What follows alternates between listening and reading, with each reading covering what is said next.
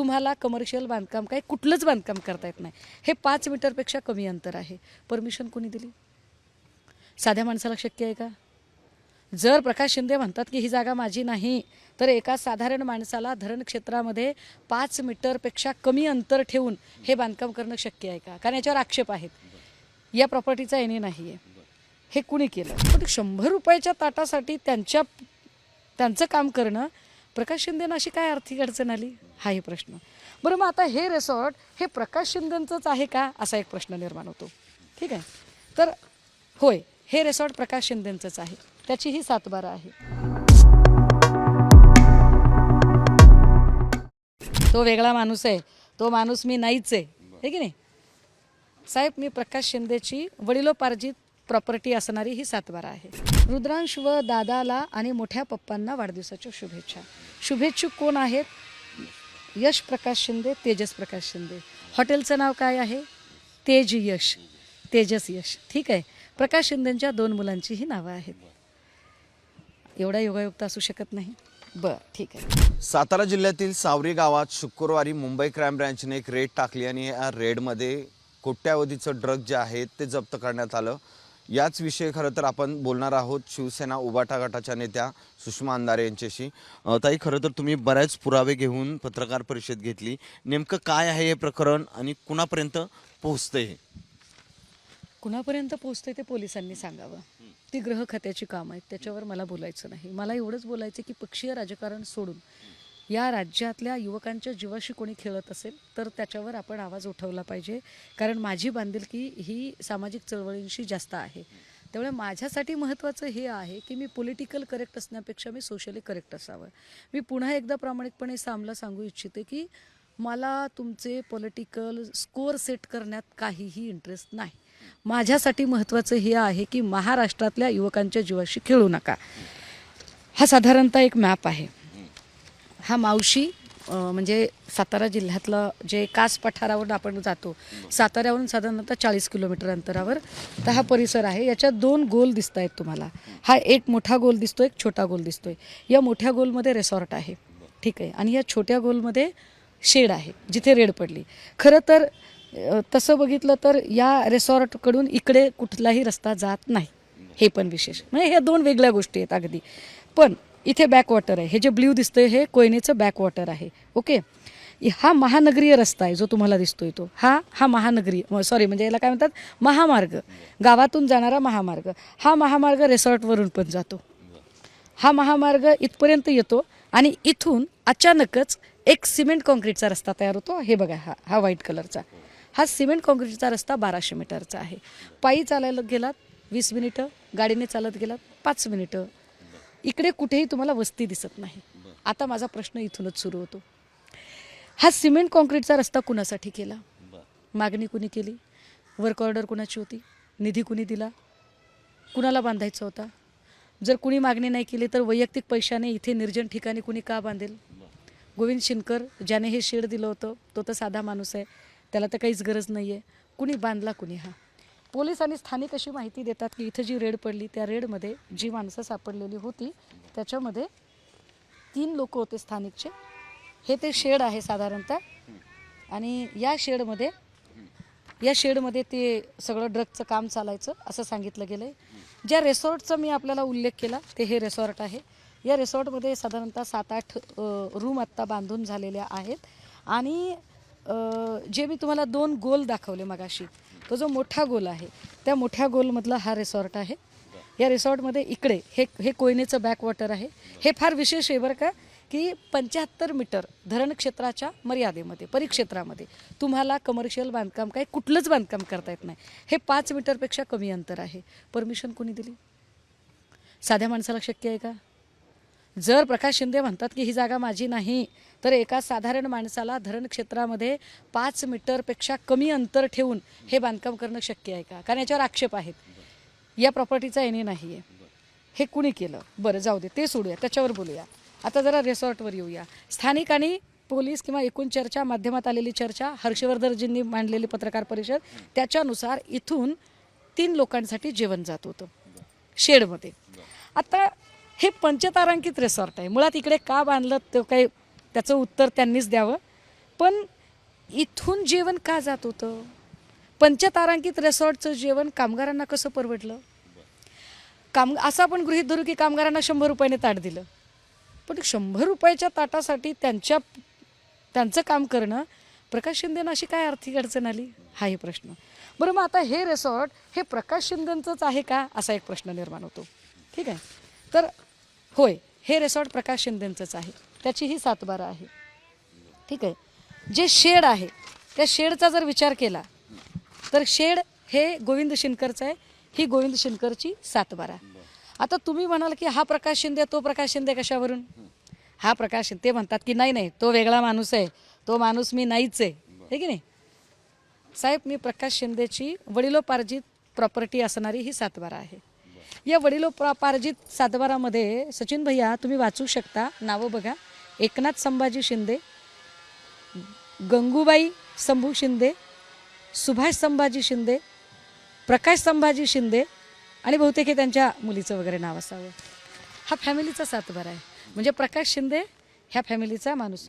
बरं, तरी नसेल बाबा, नसेलच असं गृहीत धरू, मी चांगला विचार करणाऱ्यांपैकी आहे, आपण नाही असं गृहीत धरूया तिथे. तर मग ह्या सगळ्यांमध्ये हा एक फोटो आहे, हे त्या गावामध्ये लागलेलं बॅनर आहे. काय आहे हे बॅनर? रुद्रांश व दादाला आणि मोठ्या पप्पांना वाढदिवसाच्या शुभेच्छा. शुभेच्छुक कोण आहेत? यश प्रकाश शिंदे, तेजस प्रकाश शिंदे. हॉटेलचं नाव काय आहे?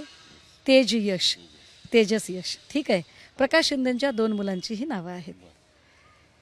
एवढा योगायुक्त असू शकत नाही. बरं, ठीक आहे, आता प्रेस नोटकडे येऊया. धाड पडली, धाडीमध्ये काही गोष्टी आल्या पुढे. धाडीमध्ये ज्या गोष्टी सांगितल्या गेल्या होत्या त्याच्यानुसार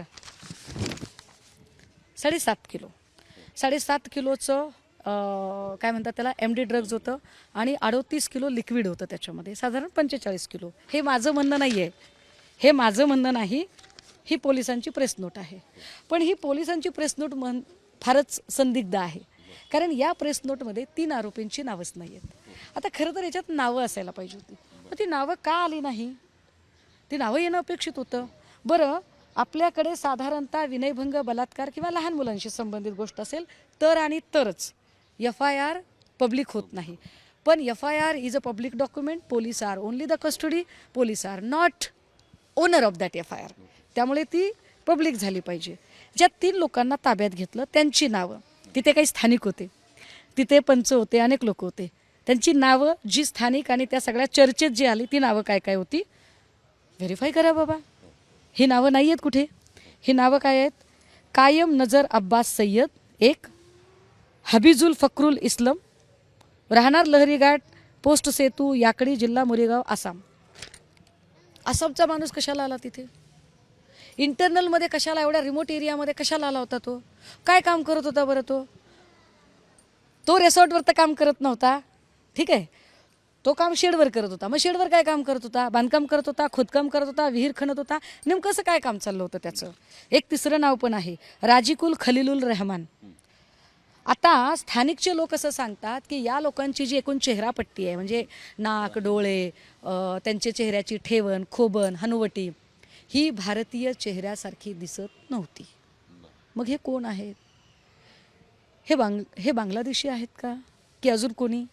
मग नितेश राणे, नवनीत राणा, ते काय कंगना राणा, काय ते अजून किरीट सोमय्या, या लोकांना एवढी इकडं बांद्रा, कलानगर, इकडं तिकडं दिसतात बांगलादेशी. ह्यांचं बघा ना काहीतरी. एरवी किरीट सोमय्या फार हातोडा घेऊन जातात अनाधिकृत बांधकामांवर, तर मी अनाधिकृत बांधकामांचं तुम्हाला पेपरच देते साहेब. मी तुम्हाला सांगते की हे बघा, हा MSRDCचा पेपर आहे. याच्यामध्ये 2 पेपर आहेत, ॲक्च्युली 2 पेपर आहेत की ज्याच्यामध्ये सांगितलं जाते की हे बांधकाम हे त्या परिक्षेत्रात येऊ शकत नाही आणि त्याला परमिशन नाही. मी पेपरसह बोलते. बरं, आता हे हॉटेल चालवायला कुणाला दिलं होतं? तर प्रकाश शिंदे स्वतः चालवत नाहीत असं सांगितलं गेलं. पण मी आपल्याला अजून एकदा दाखवू. ते म्हणतात, आज मी ऐकलं त्यांचं, ते म्हणाले की नाही आमचं काही कमर्शियल हॉटेल नाही, रिसॉर्ट. कोण जाणार आहे बरं तेवढ्या लांब? पण तरी बाबा ठीक आहे, चला मी मान्य करते, मी चांगला माणूस आहे, हो, मी तुमच्यावर विश्वास ठेवते, चला हरकत नाही. चला साहेब, हे कसं करता येईल बघा, ह्याला झूम कसं करता येईल. हे हे हॉटेल तेज यश, ते काय म्हणतायत की ही कमर्शियल प्रॉपर्टी नाही. ते असं म्हणतात ही कमर्शियल प्रॉपर्टी नाही, ही प्रायव्हेट प्रॉपर्टी आहे. प्रायव्हेट प्रॉपर्टीला कोणी रेट देतं? ह्याला रेटेड आहे साहेब, इथे 4.8चं रेटिंग आहे. बरं, याच्यामध्ये डायरेक्शन आहे, व्हॉट्सअप बुकिंग आहे, वेबसाईट आहे. मी जरा व्हॉट्सअप बुकिंगवर जाते. हां, हे ऑनलाईन आहे साहेब, सामच्या दर्शकांच्यासाठी हे ऑनलाईन आहे. मी याच्या व्हॉट्सअपवर चेक करते. व्हॉट्सअप बुकिंग आलं. आपण हे व्हॉट्सअप बुकिंग कुणाच्या नावाने ते चेक करू. काय नाव आलं तुम्ही सांगा साहेब, तुम्ही सांगा. प्रकाश शिंदे नाव आलं. कसं काय? ते तर म्हणाले ना की कमर्शियल नाही, मग प्रकाश शिंदे नाव कसं आलं? बरं, वर डीपी दिसतोय, जरा डीपी चेक करूया. काय आहे हे सगळं? कुणाला वेड्यात काढताय तुम्ही? खोटं काय बोलताय तुम्ही? तुम्ही काय सांगताय? बरं, मग रणजित शिंदेला चालवायला दिलं. अच्छा, रणजित शिंदेला चालवलं. रणजित शिंदे कोण आहे? तर रणजित शिंदे कोण आहे हे सांगितलं पाहिजे. हा रणजित शिंदे, हे श्रीकांतजी. मी म्हटलं की मी चांगलाच विचार करणाऱ्यांपैकी आहे, पण श्रीकांत शिंदेसोबत रणजित शिंदे काय करत आहे? तर त्याचं असणं स्वाभाविक आहे. कारण श्रीकांत शिंदे यांचं जे मूळ गाव आहे, त्यांची नाळ जिथं पुरलेली आहे, एकनाथ शिंदे साहेबांची नाळ जिथं पुरलेली आहे, जे मूळ गाव आहे ते आहे दरेगाव. आणि रणजित शिंदे हे दरेगावचे सरपंच आहेत. ठीक आहे. आणि हे हॉटेल चालवत होते. पुन्हा गोष्ट तिथेच येते साहेब, पुन्हा एकनाथ शिंदे साहेबांच्या जवळ गोष्ट येते. हा एक फोटो, हेलिपॅडवर जेव्हा कधी ते दरेगावी उतरतात, जातात, येतात, तेव्हा त्यांच्या स्वागताला रणजित शिंदेच असतो. हा अजून एक फोटो. हे आहेत प्रकाश शिंदे, एकनाथ शिंदे, रणजित शिंदे. हा फोटो तेव्हाचा आहे जेव्हा रणजित शिंदे दरेगावचे सरपंच झाले. हा फोटो सोशल मीडियावर उपलब्ध आहे. मी तुम्हाला पुराव्यांशिवाय काहीही बोलत नाही. आता सगळं होताना तुम्ही हे सगळं काढलंय, यामध्ये पोलिसांनी हलगर्जीपणा केलाय का? सातारा पोलीस. अहो, हलगर्जीपणा, पोलिसांनी कर्तव्यच बजावलं नाही. मुळात पोलीस करत काय होते? तुम्हाला आठवतंय ललित पाटीलच्या प्रकरणात मी प्रश्न विचारला होता, तो शंभूराज देसाईंना. आता सातारला पालकमंत्री कोण आहेत? मला पुन्हा त्यांनाच प्रश्न विचारायचा आहे. मला पुन्हा शंभूराजलाच प्रश्न विचारायचा आहे. तुम्ही पालकमंत्री आहात ना, मग पालकमंत्री म्हणून तुमच्या जिल्ह्यात काय चाललंय हे तुम्हाला कळत नाही? 1200 मीटरचा सिमेंट कॉन्क्रीटचा रस्ता कसा? आपण असं गृहीत धरू की कुणाचा संबंध नाही. अरे, या राज्याचं सोनेरी भविष्य असणाऱ्या उपमुख्यमंत्री साहेबांचं घर तिथून जवळ आहे, त्यांच्या जीवाला धोका होऊ शकतो. पालकमंत्री काय करतात? झोपा काढतात का? त्यांना माहित नाही की हा 1200 मीटरचा रस्ता कसा आला? तो गंभीर आहे ही गोष्ट. सातारा एसपींनी पण याकडे लक्ष दिलेलं नाही. सातारा एसपी तुषार दोशींना मला का वेळ लागला बघा. 11 तारखेला पहिली रेड मुलुंडला पडली, 12 तारखेला दुसरी रेड पुण्यात पडली. राष्ट्रवादी काँग्रेस अजित पवार गटाचा विशाल मोरेला अटक झाली. त्याने दिलेली माहिती सेंटेड हुक्का वगैरे अशी काहीतरी माहिती होती. त्याच्यानुसार 13ला कारवाई झाली, ती 2 ठिकाणी, एक वर्ध्यात झाली, एक सावरीत झाली. आता सावरीत जी कारवाई झालेली आहे साहेब, त्या कारवाईमध्ये ह्या सगळ्या गोष्टी पुढे आल्या. ऑन रेकॉर्ड आलं की बाबा त्या हॉटेलहून जेवण जात होतं वगैरे वगैरे, सगळ्या गोष्टी आल्या पुढे. तेव्हा आम्ही तुषार दोशींना वेगवेगळ्या प्रकारे कॉन्टॅक्ट करायचा प्रयत्न केला. माझा तर बिचारे फोनच घेत नाहीत, त्यांचं माझ्यावर प्रेम आहे तर ते माझा काही फोन घेत नाहीत. पण मी मला जसं जमेल तसं अनेक लोकांकडून त्यांना फोन करून विचारणा करायचा प्रयत्न केला की प्रकाश शिंदे म्हणजे नेमका कोणता प्रकाश शिंदे? तर ते म्हणाले, छे, हा प्रकाश शिंदे आणि तो प्रकाश शिंदे वेगळे आहेत. चला, माझा विश्वास आहे तुषार दोशीवर. मग तो जो दुसरा कोणी प्रकाश शिंदे आहे तो कोण आहे ते दाखवा.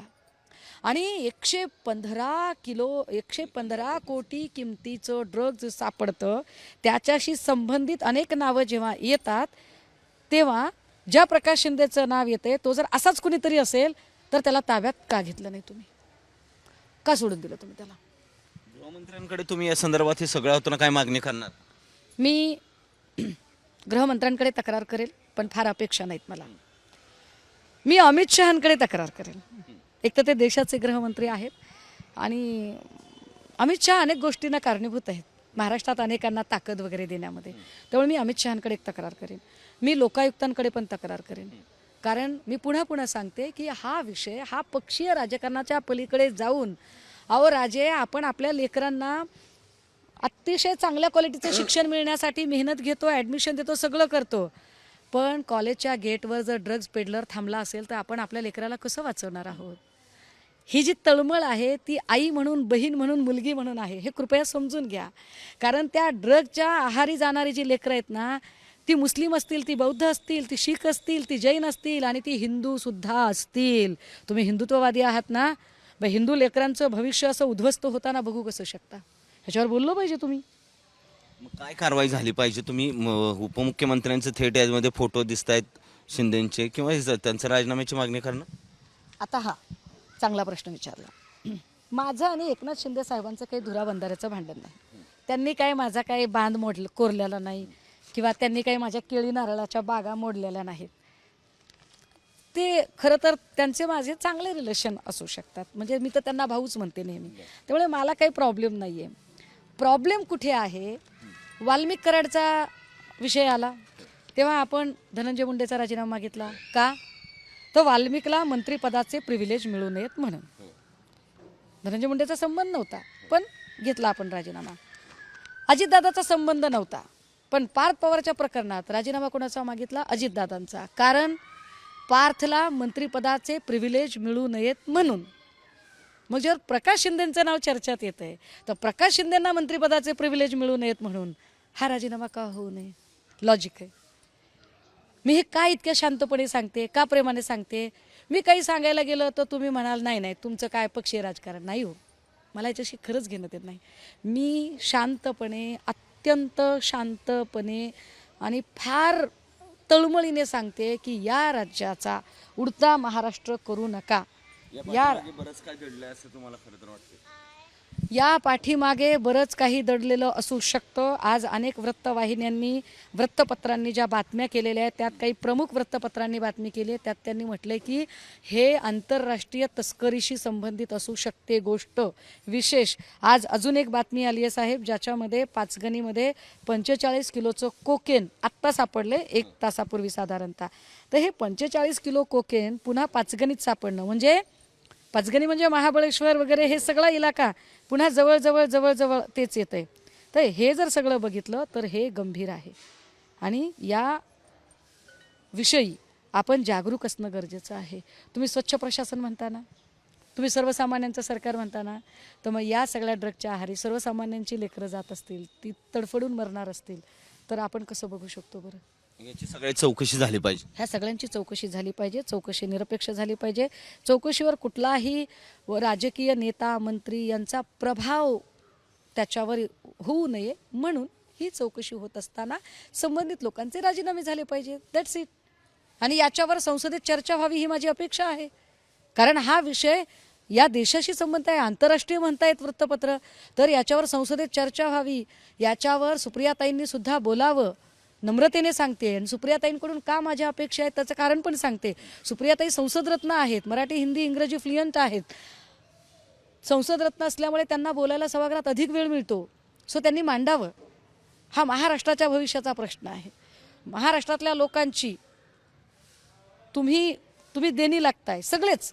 मी म्हणते की भाजपच्या सुद्धा लोकांनी हा प्रश्न मांडला पाहिजे. तुम्ही देणं लागताय महाराष्ट्राचं. महाराष्ट्राच्या जनतेला पक्षीय राजकारणाच्या पलीकडे जाऊन यांच्या सुरक्षिततेचा विचार तुम्ही करावा.